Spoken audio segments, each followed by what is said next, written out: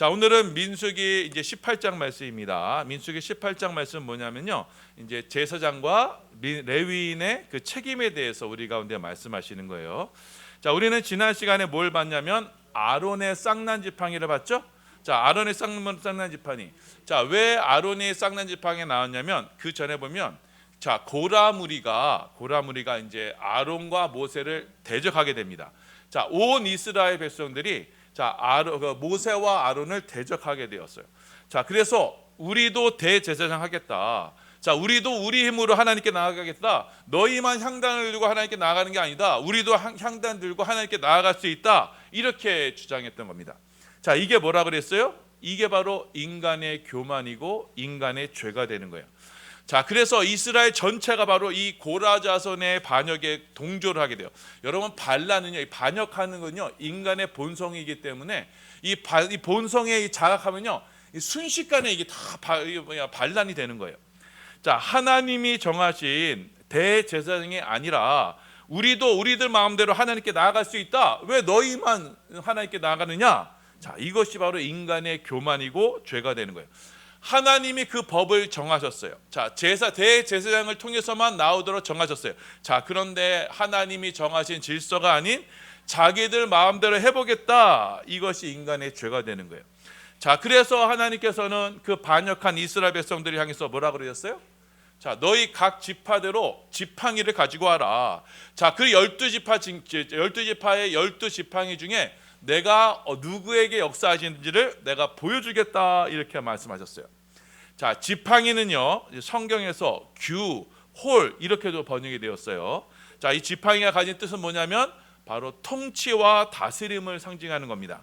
자, 그래서 하나님께서는 그 12지파 중에서 내가 누구를 통해서 이 땅에 하나님을 통치를 나타내는지를 내가 보여주겠다 말씀했던 거예요. 자, 그랬더니 어느 지팡이에서 싹이 났어요? 아론의 지팡이에서 싹이 난 겁니다. 자, 아론의 지팡이에서 um이 나고 싹이 나고 순이 나고 열매가 맺었어요. 자, 이거 뭐냐? 죽은 지팡이에 부활의 생명의 능력이 나타났던 거예요. 자, 하나님은요 대제사장 이 아론의 지팡이를 통해서 이 땅 가운데 하나님의 능력을 나타내시고자 하셨던 거예요. 자, 무슨 능력이에요? 바로 생명의 능력, 부활의 능력이었던 거예요. 자, 하나님께서는 바로 이 아론의 지팡이로 패역한 이스라엘 지파를 나타내시고 했던 거예요. 이스라엘의 죄를 상징하는 거예요. 자, 우리 민수기 17장 10절입니다. 우리 봉독합니다. 시작.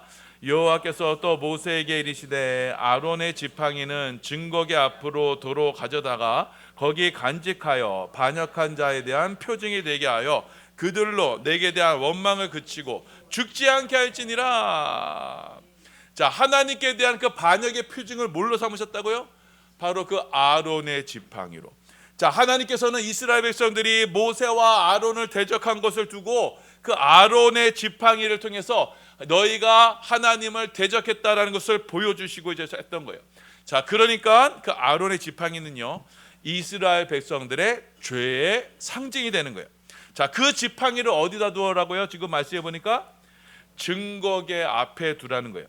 자, 증거계는 뭐냐면 하나님의 임재의 상징이에요. 그 하나님의 면전이에요. 거기에 아론의 지팡이를 두라는 거예요. 자, 그러니 하나님은 뭐라고 말씀하시냐? 내가 이제 이 아론의 지팡이로만 내가 예배를 받겠다. 자, 그래서 이 아론의 지팡이, 곧 이스라엘 백성들의 죄악을 상징하는 이 아론의 지팡이로만 너희가 나에게 나올 수 있다라고 말씀하시는 거예요. 자, 이 아론의 지팡이가 무엇을 상징한다고 했죠? 바로 십자가를 상징하는 거예요. 자, 십자가는 이스라엘 백성들이, 자, 하나님의 백성들이 하나님을 향해 반역한 반역의 상징이 바로 십자가예요. 자, 그와 동시에 하나님은 그 십자가로만 내가 예배를 받겠다 말씀하시는 거예요. 반역의 상징인 이 아론의 십자가, 곧 아론의 지팡이, 곧 십자가로 우리는 하나님 앞에 나아갈 수 있게 되는 겁니다. 자, 이것이 지난 시간까지의 말씀이었어요. 그리고 오늘 말씀이 이어지는 거예요. 자, 하나님께서는 그 아론과 대제사장을 구분하신 것은 내가 내가 너희 앞으로 이스라엘 백성이 나올 때 너희를 통해서만 나오게 하겠다. 아론의 지팡이를 통해서만 나오게 하겠다. 그러니 다른 이들이 함부로 나오지 못하게 해라. 이스라엘 자손의 그 죄를 감당해라. 이렇게 지금 말씀했습니다. 자, 민수기 18장 1절입니다. 봉독합니다. 시작. 여호와께서 아론에게 이르시되 너와 내 아들들과 내 조상의 가문은 성소에 대한 죄를 함께 담당할 것이요 너와 내 아들들은 너희의 제사장 직분에 대한 죄를 함께 담당할 것이니라. 자, 보시면 여호와께서 아론에게 이르시되 너와 내 아들들과 내 조상의 가문은 성소에 대한 죄를 함께 담당해라. 자, 성소에 대한 죄가 뭐냐? 자, 이게 바로 앞선 고라 자손의 반역을 말하는 거예요. 자, 성소에 대한 죄는 뭐냐? 대제사장 없이 내가 내 마음대로 한번 하나님께 나아보겠다. 이게 바로 성소에 대한 죄예요. 자, 죄를 가진 상태로 하나님께 나아가는 것, 이게 바로 이 성소에 대한 죄가 되는 거예요. 하나님은요, 하나님이 정하신 대제사장 없이 임의로 하나님께 나오는 그것을 용납하지 않으시는 거예요. 그것이 바로 죄다. 성소에 대해서 범죄하는 거다. 그 죄를 누가 담당해라? 너희 아론과 대제사장이 감당해라라고 말씀하시는 거예요. 자, 그러니까 이 말씀은 무슨 말씀이냐면, 자, 죄인인 상태로, 죄를 가진 상태로 하나님께 나오는 것은요, 하나님께서 용납하지 않으시는 거예요. 자, 하나님은 대제사장 아론이 그 이스라엘 백성들의 죄의 문제를 해결한 후에 그 다음에 하나님께 나오도록 그렇게 말씀하시는 거예요. 그래서 꼭 대제사장을 거치고 나한테 나오라. 지금 하나님께서는 이렇게 말씀하시는 거예요. 자, 그럼 이 대제사장은 누구를 모형하는 거겠어요? 누구를? 바로 예수 그리스도를 모형하시는 거예요. 자, 이 죄인인 인간은요, 함부로 하나님께 나아갈 수가 없어요.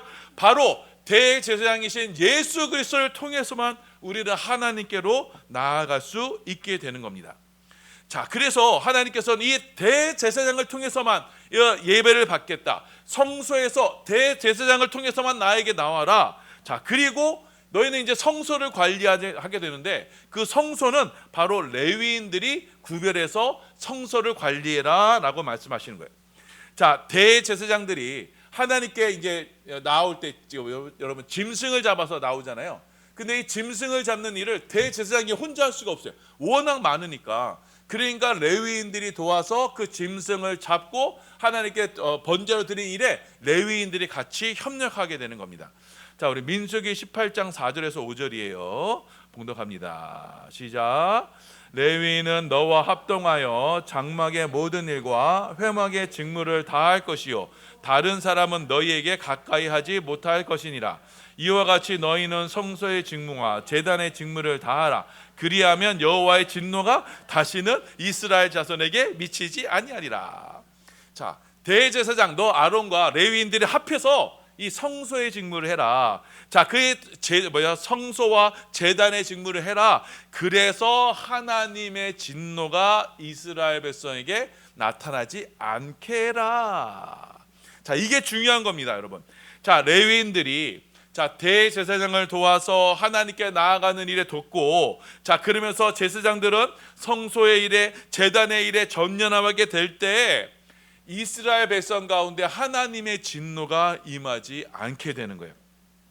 대제사장이 성소의 일에 전념하게 되면, 그래서 레위인들이 그 성소의 일에 전념하게 되면 하나님의 진노가 그 백성 가운데 임하지 않게 되는 거예요. 자, 그래서 레위인들과 제사장들이 바로 이 성소의 일에 전념하게 되는 겁니다. 자, 그래서 이스라엘 백성들이 그 범죄로, 그러니까 죄 있는 상태로 함부로 하나님께 나아가는 일을 하지 못하게 하는 거예요. 바로 대제사장과 레위인들이 성소에서 그 일을 감당함으로써, 짐승을 잡아서 죄의 문제를 해결하는 그 일을 함으로써 이제는 이스라엘 백성 가운데 진노가 임하지 않게 되는 거예요. 자, 대제사장과 레위인의 그 헌신이 바로 이스라엘 중에 진노가 아닌 축복에 임하게 되는 거예요. 자, 그럼 여러분, 이 대제사장들은 어떻게 생활을 하게 됐어요? 어떻게 생활을 하게요? 바로 이스라엘 백성들이 하나님께 나올 때는요, 빈손으로 나오지 않습니다. 예물을 가지고 나와요. 자, 그런데 보통은요, 그 예물을요 다 모두 태워서 하나님께 태워서 다 드립니다. 자, 그런데 이 예물 중에 태워서 드리지 않는 예물이 있어요. 그 짐승을 각을 떠서 일부는 하나님께 태워서 드리지 않고, 이거는 지극히 거룩한 성물이다라고 해서 이거를 하나님께 직접 드리는 그 예물이 있어요. 그게 바로 지성물입니다. 자, 민수기 18장 9절이에요. 봉독합니다. 시작. 지성물 중에 불사르지 아니한 것은 내 것이라. 그들이 내게 드리는 모든 헌물의 모든 속죄와 속죄제와 속건제물은 다 지극히 거룩한즉 너와 내 아들들에게 돌리리니. 자, 이 하나님께 드리는 예물 중에 태우지 않는 거, 아주 지성물, 지극히 거룩한 물건이라고 해요. 물건입니다. 이거는요, 자, 태워드리지 않고 하나님께 올려드리고, 그리고 그 지성물을 누가 쓰냐? 이걸 바로 대제사장이 생활비로 쓰게 돼요. 자, 이게 지성물이 뭐가 있냐면 소제가 있고요, 속죄제가 있고요, 속건제물이 있습니다. 이거는요 지극히 거룩한 거예요. 이건 다 공통적인 뭐냐면 죄와 관련된 제사예요. 이 지성물은 하나님께 드리는데, 그 지성물은 이제 이 대제사장이 생활할 수 있는 양식으로 주신다라고 말씀하고 있어요.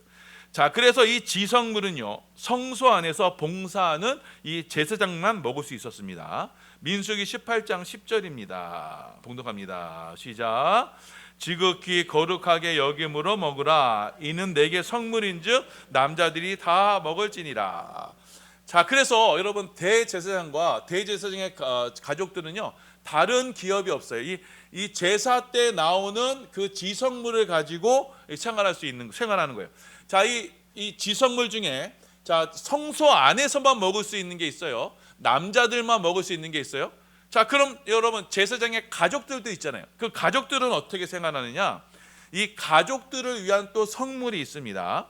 자, 제사를 드릴 때요, 짐승을 잡으면 다 태워드리지 않고 짐승의 가슴 부분과 오른쪽 넓적다리 부분은 하나님께 올려드립니다. 이 가슴 부분은요 요제로 드려요. 자, 요제가 뭐냐면, 자, 이게 요자가, 여러분, 아이들 재울 때 이게 침대가 뭐라 그래요? 이거 요람이라고, 요람, 흔든다는 뜻이에요.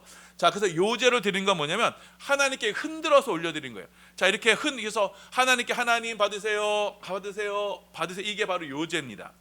자, 보통 이게 앞뒤로 흔들면서, 자, 이거 뭘 상징하냐면 하나님과 우리 사이에 이 교제를 상징하는 거예요.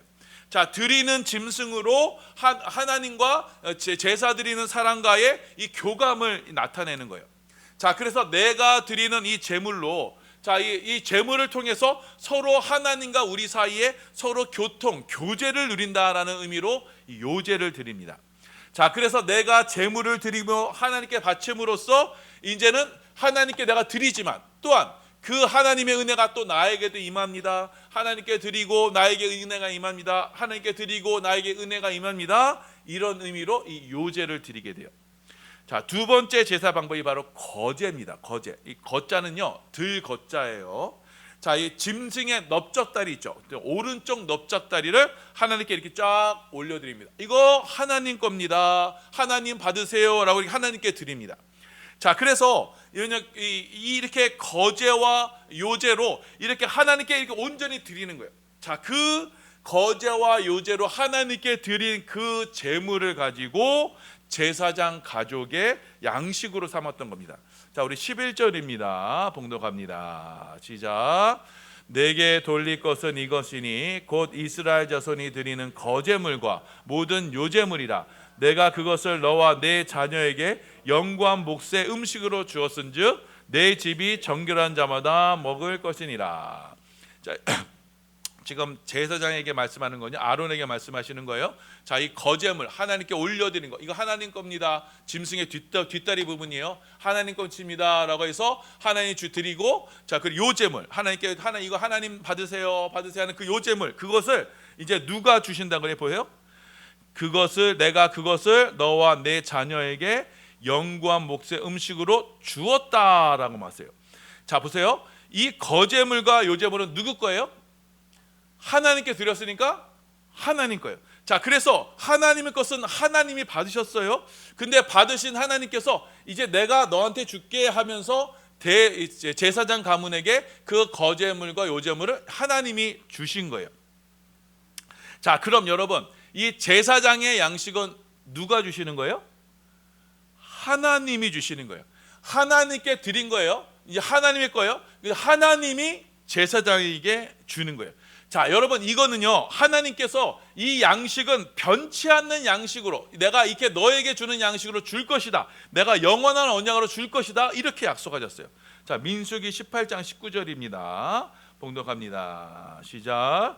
이스라엘 자손이 여호와께 거제로 드리는 모든 성물은 내가 영구한 몫의 음식으로 너와 내 자녀에게 주노니 이는 여호와 앞에 너와 내 후손에게 영원한 소금 언약이니라. 이게 돼 있어요. 자, 하나님께서 제사장에게 영구한 몫의 뭐요? 제물로 주시는 거예요. 이것이 영원한 소금 언약이 되는 거예요. 자, 소금 언약이란 뭐냐면요, 여러분, 소금은요 변하지가 않아요. 여러분, 금처럼요 세월이 지나도 변하지 않는 거예요. 자, 하나님은 이 제사장의 생계를 위해서 변치 않는 약속으로 이것을 양식으로 주겠다 말씀하시는 거예요. 자, 그러니까 여러분, 하나님께 드리는 그 제사장이 드리던 하나님의 제물을 가지고 이제 누가요? 하나님께서 제사장에게 주겠다. 이거는 변치 않는 영원한 약속으로 주겠다, 이렇게 말씀하신 거예요. 자, 그러니까 여러분, 이거 여기서 생각해 볼 게 있어요. 여러분, 교역자 사례비 있죠. 교역자 사례비. 자, 이거는요 교인들이 주는 게 아니에요. 왜요? 헌금으로 우리는 누구에게 드렸어요? 하나님께 드렸어요. 이제 누구 거예요? 하나님 거예요. 그러니까 하나님께서 이제 교역자에게, 전임 교역자에게 그 사례비를 주는 거예요. 그 약속처럼 주시는 거예요. 하나님의 것이니, 헌금은 하나님의 것이니 하나님께서 그 일하는 사역자에게 그거를 생활비로 주시는 거예요. 자, 그래서 여러분, 자, 일부 교인, 아직 믿음이 없는 교인들이, 자, 우리가 우리 헌금으로, 자, 목사님 사례 준다, 이렇게 생각하면 여러분, 그건 큰일 나는 겁니다. 왜요? 그 헌금을 드릴 때 이거 누구 거라고 생각하는 거예요? 내가 하나님께 드렸으니까 누구 거예요? 이제 하나님 거예요. 하나님이 주시는 건데 내가 내 헌금으로 목사님 드린다라고 생각하면 그건 큰 오산인 거예요. 자, 하나님의 것이니 이제는 하나님의 뜻대로 쓰여지는 거예요. 하나님의 방식대로 쓰여지는 거예요. 자, 그래서 여러분, 목사님을 모실 때는요 고용한다고 하잖아요. 청빙한다고 하는 거예요. 청빙은 뭐냐면 모시는 거예요. 자, 그래서 목사님께 드리는 건요, 이거는 임금이 아니라 월급이 아니라 사례비라고 하는. 그래서 월급이란 말을 안 쓰는 거예요. 자, 여러분, 목사를요 고용한다라고 생각하면요 교회는 망하게 돼 있어요. 자, 고용하면 누가 주인이 돼요? 교인이 주인이 돼요. 자, 하나님이 보내신 것이 아니라 우리가 고용했다가 되는 거예요. 우리가 뽑았다가 되는 거예요. 자, 그러면요 교회 질서가 완전히 엉망이 되는 거예요. 자, 문제 있는 교회 가면요 어떤 분이요, 교회 목사님 막 바뀌어요. 장로님들이 막 상의해서 이 목사님 막 바꿔요. 이게 뭐냐면 자기들이 고용했다고 생각하는 거예요. 자, 그러면은 하나님의 축복이 절대로 임하지가 않아요. 하나님의 영적인 질서가 그게 아니에요. 하나님은 하나님이 보내신 종을 통해서 그 은혜를 주시고 교회인들은 하나님께 드린 헌금으로 그 헌금이 하나님의 것으로 사역자에게 주어지는 거지 내가 고용한 게 아니라는 거예요. 자, 여러분, 교회가 정 어려우면, 자, 우리는요, 자, 목사들은 무보수라도 일할 수가 있어요. 그거는 여러분 그 사명자들의 그 마음 자세예요. 자, 그건 하나님이 아시는 거예요. 자, 사례비가 적으니까요. 저도 뭐 다른 거 좀 알아봤어요. 그런데 그건 저한테 아무런 문제가 되지 않아요. 왜냐하면 교회 형편이 그러니까 그건 내가 어떻게 그래서 바울도 일하는데 자기 장막을 만들면서 일을 했잖아요. 그건 전혀 문제가 되지 않아요. 자, 그런데 문제는 뭐냐? 사례에 대해서 인색하는 거. 자, 내가 정말 하나님께 드린 헌금이 있는데 그걸 목사에게 지급하는 거, 무슨 월급으로 지급하는 거 생각하는 거, 여러분, 그거는요 교회 공동체가 축복을 받을 수가 없는 거예요. 자, 이 사례는 누가 주신 거라고요? 하나님께 드린 헌금이 하나님께서 주시는 거예요. 교인이 주는 게 아니라는 거예요. 자, 그래서 여러분, 제가 목사에게 잘해야 축복받는다, 그렇게까지는 제가 주장할 수고 제가 말하고 싶진 않아요. 하지만 하나님께서 목사를 보내셨는데 그 목사에게 인색하게 하고 목사에게 잘못하는 그 교회에 하나님께서 절대로 축복하지 않는 겁니다. 자, 그런데 한국 교회 대다수가 뭐예요? 자, 목사 사례는 적어야 된다. 목사 생계는 뭐 최저해야 된다. 여러분, 전임 목사님이요 월 100만 원 받고 계셨어요. 자, 그리고 제가 청빙할 때 그 장로들이 모여가지고 야, 100만 원은 너무 적으니까 200만 원은 하자. 200만 원으로 청빙했어요. 여러분, 요즘 때 200만 원 가지고 생활할 수 있는 사람이 어디 있어요? 장로들이 목사를 고용한다고 생각하는 거예요. 그러니까 그렇게 사례를 지급하는 거예요. 교회 헌금을 가지고 내가 주인이니 이 돈 우리 거야라고 생각하니까 목사에게 드리는 사례비를 그렇게 인색하게 하는 거예요. 여러분, 그러면 절대로 하나님의 축복이 임할 수, 그 공동체는요 절대로 하나님의 은혜와 축복이 임할 수가 없는 거예요. 그 교회는 빨리 나오는 게 상책인 거예요. 자, 그리고 또 한 가지요. 자, 교인분들이요, 제가 요번에 휴가 가니까 휴가 간다 해서 막 돈을 각출해 주셨어요. 너무나 감사합니다. 또 뭐 명절 때마다 휴가 때마다 뭐 양복이 뭐 주시고 너무나 감사해. 그 마음은 받아요. 하지만 그건 잘못된 방법이에요. 목사는 그렇게 받는 게 아니라 여러분 개인적으로 저한테 주시면 안 되는 거예요. 여러분들이 정말 목사님께 드리고 싶다라고 하면 그걸 하나님께 드리는 거예요. 지명해서 하나님께 헌금으로 드려야 되는 거예요. 헌금으로 드리면 그 몫으로, 그 헌금에 드린 것으로 이제 제 교회에서 재정으로 목사님께 사례로 나와야 되는 거예요. 이게 교회에서 원하는, 이게 하나님이 원하는 질서예요. 그렇게 해야 되는 거예요. 여러분, 그래야 내가 하나님께 드림으로써 내가 축복받고 그러지, 내가 개인적으로 드리는 뭐예요? 내가 목사님 도와줬네, 내가 하네, 이렇게 되는 거예요. 그건 하나님이 기뻐하시지 않은 거예요. 여러분들에게 돈을 더 걷는데 여유 있는 분들은 넉넉히 좀 거둘 수 있어요. 어려운 분들은 어떻게 해요? 거기에서 마음 상하는 분도 있으면 안 되는 거예요. 한 사람이라도 마음이 어려우면 안 되는 거예요. 다른 사람 다 내는데 내가 좀 어려서 못 내는데, 그러면 안 된다는 거예요. 그러면 절대로 여러분, 그래서 이번 올해까지는 제가 일부러 말을 안 해서 올해까지는 제가 뭐죠? 휴가비 뭐 걷는다고 해서 주셨는데 올해까지는 하는데 다음은 절대 이러지 마시면, 뭐 교회 뭐 제 생일이라고 절대 걷는 거 절대 하시면 안 돼요. 못 하시는 분들은 그 마음을 생각하셔야죠. 상처받으면 안 돼요. 교회에서 어려워서 뭐 그래 내가 돈 못 내서 교회 못 나오겠다 생각하는 사람이 있으면 어떻게 하는 거예요? 절대 그러면 안 되는 거예요. 앞으로는 절대 거두지 마시고 교회 재정으로 제가 받을 거예요. 휴가비도 제가 교회 재정으로 받아요. 원래 교회 재정의 명목에 휴가비하고 이게 다 채정이 돼 있어요. 그런데 지금 각출해 드렸는데 이제 앞으로 그렇게 하시면 안 돼요. 저한테 뭐 개인적으로 절대 주시면 안 돼요.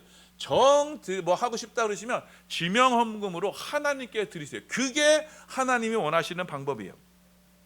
자, 말씀에도 나와 있듯이 제사장 양식은 누가 주시는 거예요?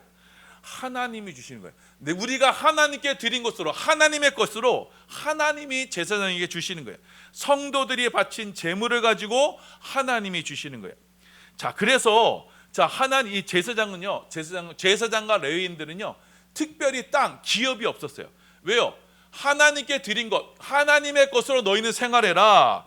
자, 그래서 제사장과 레위인들은요, 이 농사일로 생계를 유지하지 않았습니다.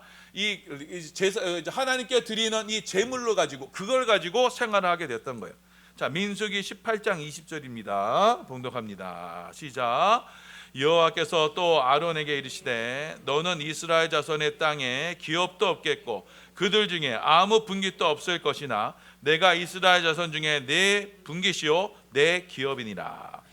자, 하나님께서는 이스라엘 지파들에게요 각 지파들의 땅을 주셨어요. 거기서 그 땅을 가지고 경작하고 목축해서 그걸로 넉넉히 살아라라고 하셨어요. 하지만 레위 지파와 제사장들에게는요 땅을 주시지 않았어요. 대신 뭐예요? 하나님이 내 분깃이다. 하나님이 너의 기업이다. 그러니까 하나님이 너를 먹이실 것이다. 하나님께서 너를 그 제물로 너를 생활을 이어가게 할 거다. 이렇게 말씀하시는 거예요. 자, 그래서 하나님께서는요 제사장과 레위인들에게 다른 생계 수단을 주시지 않으셨어요. 자, 그래서 이 레위 지파와 제사장들은요 땅에서 기업을 받는 대신에, 자, 이들은요 이스라엘 백성들이 하나님께 드리는 그 11조 있죠. 그 11조로 이 이스라엘 그 제사장과 레위인들이 그 기업으로 생계를 유지하게 되는 겁니다. 자, 민수기 18장 24절입니다. 봉독합니다. 시작. 이스라엘 자손이 여호와께 거제로 드리는 11조를 레위인에게 기업으로 주었으므로 내가 그들에 대하여 말하기를 이스라엘 자손 중에 기업이 없을 것이라 하였노라. 자, 보세요. 레위인들에게는요, 그 이스라엘 백성들이 하나님께 11조를 드리죠. 그 11조를 가지고 레위인들이 생활을 하게 되는 거예요. 제사장과 레위인들이요. 자, 그렇게 이스라엘 지파가요 11조를, 여러분 십시일반이라고 그러죠. 우리도 여러분 10명이 모여서 밥을 한 숟갈씩 떨면요 한 공기가 모여요. 그걸 가지고 레위인들이 사는 거예요. 여러분, 이게 하나님께서 정하신 법칙이에요. 나눔으로, 너희가 너희 것을 나눔으로 하나님의 일을 하는 하나님의 지파의 생계를 책임져라. 이게 하나님께서 이스라엘 가운데 정하신 법칙이에요. 자, 그러니까 내가 11조를 드림으로써 내가 하나님께 헌신하게 되는 거고, 그럼으로써 이 이스라엘 가운데 나눔을 통해서 이 하나님의 기업이 이스라엘이 유지될 수가 있었던 거예요. 자, 그러니까 여러분, 레위인들이 이렇게 유지할 수 있는 이유가 뭐예요? 이스라엘 전체가 하나님의 말씀을 잘 준수해서 그 11조를 충실하게 드릴 때 그때 가능한 거예요. 자, 그러면 여러분 반대로 11조가 안 들어올 경우도 있잖아요. 맞죠? 이스라엘 백성들이 11조를 안 내는 경우가 있었어요. 그럼 어떻게 돼요? 레위인들의 생활이 점점 어려워지겠죠. 생계가 안 되는 거예요. 그러니까 성전 관리하는 일에 전념할 수가 없어요. 자, 여러분 실제로 느헤미야 때 이런 일이 있었습니다. 자, 느헤미야가요, 자, 유다 청도로 있다가 잠시 이제 다시 바벨론으로, 페르시아로 다시 자리를 비우게 됐어요.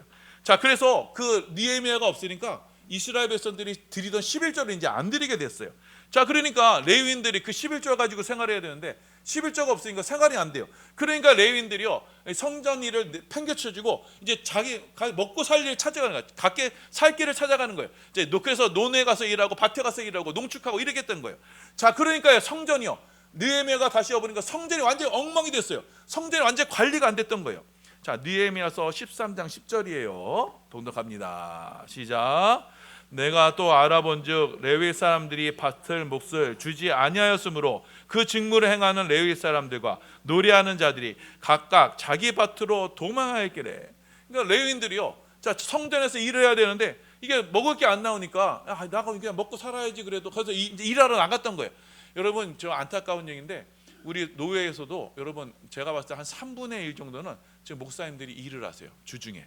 왜냐하면 성도가 없으니까 생활이 안 되니까 다른 일을 하시면서 이렇게 하시는 거예요. 왜냐하면 이게 성금 가지고는 이게 건물세도 안 나오니까 가서 이제 일을 하시면서 그렇게 이제 사역을 감당하시는 분들이 많아요. 자, 그러니까 이게 교회는, 목사님들은 점점 이렇게 다른 일에 신경 써야 되니까 교인들은 돌보는 일은 던져 소홀해질 수밖에 없잖아요. 설교 준비하는 거 소홀해질 수밖에 없잖아요. 기도하는 일에 소홀해질 수밖에 없어요. 그러니까 뭐야, 교회는 점점 힘을 잃어가는 거예요. 자, 그래서 이제 레위인들이 딱 느헤미야가 딱 보니까, 자, 원래는 11조가 딱 보관되는 창고가 있었어요. 자, 그래 레위인들이 이제 이스라엘 백성들이 11조를 거두면 그 창고에 11조를 두어가지고 레위인들이 거기 그 양식을 가지고 생활을 했는데, 느헤미야가 딱 왔는데 그 11조를 두는 창고가 텅텅 비어 있었어요. 자, 그런데 이 창고를 누가 쓰고 있느냐? 자, 도비야라는 사람이 거기서 자기 사무실로 쓰고 있네. 자, 도비야라는 사람이 어떤 사람이냐면, 자, 이스라엘 백성들이 포로를 귀환했잖아요. 포로를 귀환해서 성전을 짓게 됐어요. 그 성전 짓는 일에 반대하는 대적자가 있어요. 암몬 사람이요. 성전을 짓는 일을 못하게 막았던 사람이 바로 이 도비야였어요. 자, 그런데 11조 곡간이 비자 이 원수 대적 이 도비야가 그 안에 성전 안에 들어와서 거기에서 버젓이 자기 터전을 삼고 있었다는 겁니다. 여러분, 이건요 영적인 원리예요. 이건 하나의 모티브예요. 우리에게 주시는 교훈이에요. 하나님께 온전히 드려야 되는 11조가 그것이 드려지지 않게 되면 그 성전에 누가 떠나가게 돼요? 레위인들이 떠나가게 돼요. 레위인이 떠나가면 누가 그 안에 자리 잡아요? 원수 대적이 자리 잡는 거예요. 자, 여러분 마찬가지입니다. 11조는요 성전된 우리가 온전히 세워져 가는 방법이에요. 여러분의 삶에 있든지 재정이든지 시간이든지 하나님께 온전히 드려지는 그 11조가 제대로 드려지지 않으면요 우리의 성전된 우리의 삶에 누가 찾아와요? 도비야 같은 원수들이 우리 마음에 찾아오게 되는 거예요. 그 원수가 우리 성전에 우리 가운데 찾아왔고 우리의 성전을 난장판으로 만드는 거예요. 성전이 제대로 세워지지 않으면요, 이 11조가 제대로 드려지지 않으면 교회가 그 영적인 질서와 권위를 잃어버리게 돼요. 자, 그렇기 때문에 여러분, 말라기에서 이 말씀하고 있어요. 너희가 11조를 제대로 내라. 그러면 너희 곡간이 풍성하게 될 것이다. 이렇게 말씀하고 있어요. 우리가 주의 곡간을 11조로 채우게 될 때, 그때 이스라엘 백성들 가운데 하나님의 은혜와 축복이 있게 되는 거예요. 자, 레위인들이 생활하는데 어려움이 없게 되어서 이들이 하나님의 일에 전념할 수 있게 되고, 그것이 바로 하나님이 정하신 질서예요. 이 질서를 따라 하나님께 나아가게 될 때 이스라엘 전체에 하나님의 은혜와 축복이 있게 되는 거예요. 이것이 하나님께서 우리에게 정하신 영적인 질서가 되는 거예요. 레위인, 그 대제사장을 통해서 하나님께서 예배를 받으시게 하겠다는 그 영적인 원리인 거예요. 그런데 이 영적인 원리가 좀 너무나 지금 무너져 있었어요. 너무나 무너져 있어갖고 함께 무너져 있어 그 하나님의 축복도 도저히 무너져 버린 거예요. 그래서 교회 안에 그렇게 도비와 같은 악한 자들이 지금 득세해서 이 헌금 내 거니 우리가 어떻게 해야 돼? 레위인들에게 당연히 마땅히 지급해야 되는 그걸 사례를 가지고 자기가 주인 노릇하면서 그렇죠? 그렇게 하는 그 악한 자들이 교회 안에 그렇게 많은 거예요. 왜요? 온전한 11조를 드리지 않았기 때문에. 여러분, 한국이 그러니까요. 그러니까 그 교역자 사례배가 그렇게 인색한 거예요. 목사님들 모여서 얘기 나눠보면요, 다 기초생활수급자예요. 다 기초생활수급자예요. 다 얘기하면 큰 교회 목사님도 마찬가지더라. 큰 교회 목사님도 장학금 신청, 이제 국가에서 주는 장학금이, 국가에 장학금 신청하면 장학금이 나온대. 생활 여건이 안 되고 나온대. 지금 이 모양이에요. 하나님께서 그렇게 말씀하시지 않았잖아요. 하나님의 기업에는 똑같이 이스라엘 백성들과 똑같이 레위인과 제사장도 똑같이 살아라고 했는데, 교인들, 교회 목사들만 지질이 가난하게 살고, 이게 하나님의 영적인 질서가 무너진 상태가 되는 거예요. 여러분, 제가 목사에게 잘하라는 얘기 말씀은 안 드려요. 하지만 영적인 원리로 우리가 이야기해야 돼요. 하나님께 드리는 헌금은요, 제대로 바르게 써야 돼요. 목사의 생활을 책임지는 것이 하나님께서 드린 헌금이 원리가 돼요. 하나님의 것은 내가 주는 것이다라는 것이 하나님의 영적인 원리예요. 여러분, 이 말씀을 깨닫시고, 여러분, 목사에게 사례 드리는 거 그거 인색하시면 안 돼요. 제가 목사의 사례 달라고 원하는 거 그렇게 말씀하신 게 아니에요. 우리 교회 형편이 어쩔 수 없어요. 그렇기 때문에 그런 거예요. 하지만 목사의 사례를 드리는 거에 우리가 좀 더 드려야 되는데 안타까움으로 못 드리는 거하고, 우리 성 재정 있는데도 이거 우리 건데 하면서 목사를 고용하는 식으로 임금 던져주시 하는 거하고, 여러분, 그건 영적인 차원이 다른 거예요. 여러분, 우리 교회가 정말 바른 축복을 받고 바른 영적인 질서가 세워지려면 여러분, 하나님의 것을 바르게 사용하셔야 돼요. 하나님의 일꾼을 쓰시는데 그렇게 이스라엘 백성들 인색하게 하시겠어요? 평균은 돼야 될 거 아니에요. 평균은. 여러분, 하나님께 여러분 이 말씀을 기억하시고, 정말 우리 교회가 정말 하나님의 그 헌금 제정한 지출하는 게 정말 하나님 앞에 어떻게 부끄러워서 어떻게 말을 하겠습니까? 교회가 우리 월 100만 원 목사님 드렸어요. 이거 어떻게 부끄러워서 어떻게 말을 해요, 성도들에게.